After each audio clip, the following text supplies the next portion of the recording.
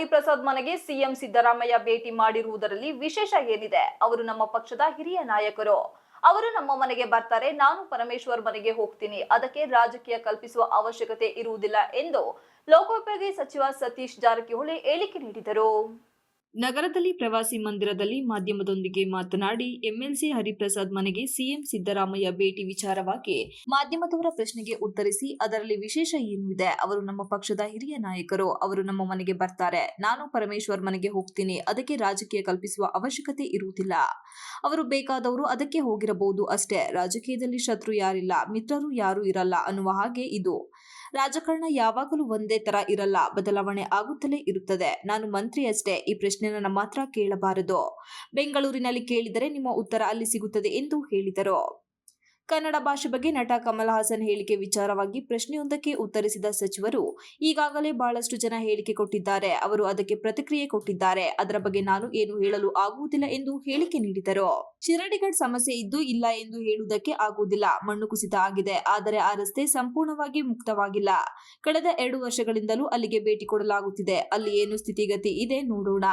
ರಾಜ್ಯ ವ್ಯಾಪ್ತಿಗೆ ಬರುವ ಕಾಮಗಾರಿಯಲ್ಲ, ರಾಷ್ಟ್ರ ವ್ಯಾಪ್ತಿಗೆ ಬರುತ್ತದೆ. ರಾಷ್ಟ್ರೀಯ ಹೈವೇ ಮಾಡುತ್ತಿದ್ದಾರೆ, ಅದರ ಜೊತೆ ಸೇರಿ ಕಾಮಗಾರಿ ಮಾಡಬೇಕಾಗುತ್ತದೆ ಎಂದರು.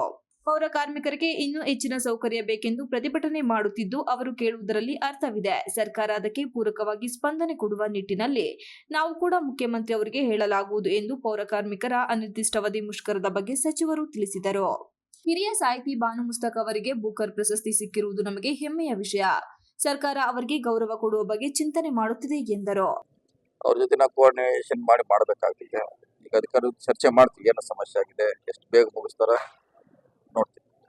ಅಶೋಕ್ ಅವರು ಬಂದಾಗ ಸರ್ಕಾರಕ್ಕೆ ಮಳೆ ಬಂದಿರೋದು ಇನ್ನೂ ಗೊತ್ತಾಗಿಲ್ಲ, ಒಬ್ರು ಮಂತ್ರಿ ಅವರು ಭೇಟಿ ಮಾಡಿಲ್ಲ ಅಂತ ಈಗ ಅದಕ್ಕೆ ದೊಡ್ಡ ಇಲಾಖೆ ಇದೆ, ಅವರೆಲ್ಲ ನೋಡ್ತಿರ್ತಾರೆ.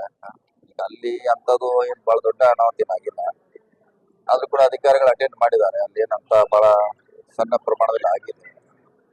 ಸೊ ಈಗಾಗಲೇ ಅಟೆಂಡ್ ಮಾಡಿದಾರೆ ಅದು. ಸೊ ನಾವು ಕೂಡ ನೋಡ್ತಾ ಇದ್ವಿ, ಅಧಿಕಾರಿಗಳು ಅಟೆಂಡ್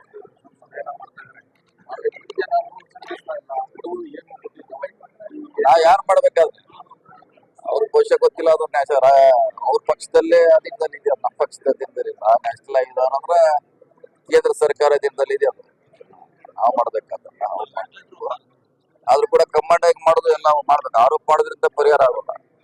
ಅವ್ರದ್ದು ನಮ್ದು ಜೊತೆಯಾಗಿ ಕೂಡಿ ಮಾಡ್ಲಿಕ್ಕೆ ನಾವು ಪ್ರಯತ್ನ ಮಾಡ್ತೀವಿ. ಕನ್ನಡ ಭಾಷೆ ವಿಚಾರವಾಗಿ ಕಮಲಾಸ್ ಅವರ ಹೇಳಿಕೆ ಬಗ್ಗೆ ಏನಿಲ್ಲ, ಅದಕ್ಕಿದ್ದಾರೆ. ಈಗಾಗಲೇ ಬಹಳಷ್ಟು ಜನ ಸ್ಟೇಟ್ಮೆಂಟ್ ಕೊಟ್ಟಿದ್ದಾರೆ, ಅವರು ಕೇಳಿದ್ದಾರೆ. ಅದ್ರ ಬಗ್ಗೆ ನಾ ಹೇಳಿ ಮಾಡ್ತಿದ್ದಾರೆ. ಅವ್ರಿಗೆ ಇನ್ನೂ ಹೆಚ್ಚಿನ ಸೌಕರ್ಯ ಬೇಕಂತ ಡಿಮಾಂಡ್ ಮಾಡ್ತಿದ್ದಾರೆ. ಅವ್ರು ಕೇಳೋದ್ರಲ್ಲಿ ಅರ್ಥ ಇದೆ. ಸರ್ಕಾರ ಅದಕ್ಕೆ ಪೂರಕವಾಗಿ ಸ್ಪಂದನೆ ಮಾಡ್ಲಿಕ್ಕೆ ನಾವು ಕೂಡ ಸಿಎಂ ಅವ್ರಿಗೆ ಹೇಳ್ತೀವಿ. ಪರಿಹಾರ ಮಾಡಲಿಕ್ಕೆ ನಮ್ಮ ಸರ್ಕಾರ. ಇದೇ ವೇಳೆ ಸಂಸದ ಶ್ರೇಯಸ್ ಎಂ ಪಟೇಲ್, ಶಾಸಕ KM Shivalingegowda, HK Suresh, cement Manju ಇತರರು ಉಪಸ್ಥಿತರಿದ್ದರು. Srinivas, TV 46 Malenadu news, Hassan.